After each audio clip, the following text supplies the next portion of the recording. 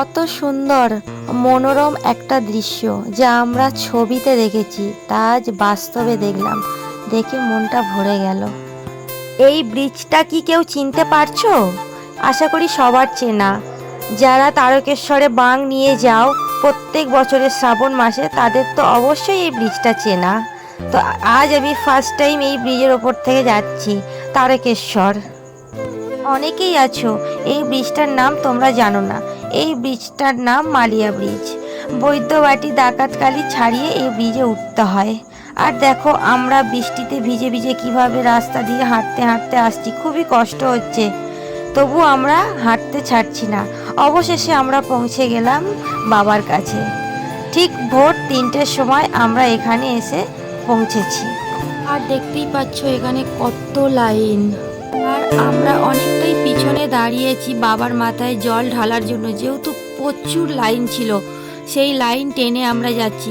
আর এদিকে আমার সঙ্গীদের অবস্থা দেখো, যেহেতু আমরা সারা রাস্তা হেঁটে এসেছি, রাত জেগে এসেছি, প্রচুর ক্লান্ত হয়ে গেছে। আর আমাকে তো একদম চেনাই যাচ্ছে না, পুরো রোগী লাগছে। আর এদিকে আমার পিছনে আর একজন ব্যক্তি ফোনে ব্যস্ত, দেখো দেখো কীভাবে ক্যামেরা করছে, ওনার তো কিছু মনেই হচ্ছে না। তো জানি না কতক্ষণে বাবার দর্শন পাবো। আর এদিকে তো লাইন শেষ হতেই চাইছে না, প্রত্যেকটা মানুষ ক্লান্তি নিয়ে দাঁড়িয়ে আছে। আর আমাদের পাশে দেখো এই একটা দোকান সবে খুললো, আর সমস্ত দোকান বন্ধ, কারণ এখন তো সকালই হয়নি, এখন বাজে প্রায় 3টে। আমরা তো এখানে পৌঁছেছি 3টের সময়।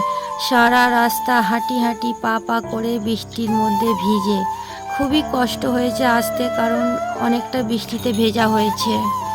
প্রায় 36 কিলোমিটার হেঁটে এসে শেষমেশে বাবার এই গেটের দর্শনটা পেলাম। জানি না কতক্ষণে এর ভিতরে প্রবেশ করতে পারবো, বাবার দর্শন পাবো। আর দেখতেই পাচ্ছ কতটা ভিড় ভিতরে। অবশেষে আমরা চলে আসলাম, কিন্তু এখনো পর্যন্ত বাবার দরবারে পৌঁছাতে পারিনি। প্রচণ্ড লাইন, দাঁড়িয়েই আছি আমরা। আর এতটা কষ্ট হচ্ছে বুঝতে পারছি না আর কতটা সময় লাগবে সেই জায়গায় যেতে। কতটা লাইন টেনে এসে অবশেষে বাবার দর্শন পেলাম। আর দেখতেই পাচ্ছ আমরা কিভাবে মাথায় ঘর নিয়ে দাঁড়িয়ে আছি বাবার মাথায় জল ঢালার জন্য।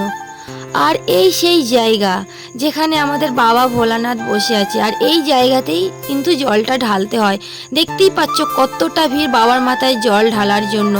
আর এখানে আছে আমাদের নন্দী বাবা, এখানেও জল ঢালতে হয়। তো আমার এই ভিডিওটা যদি তোমাদের ভালো লেগে থাকে অবশ্যই লাইক কমেন্ট শেয়ার করবে।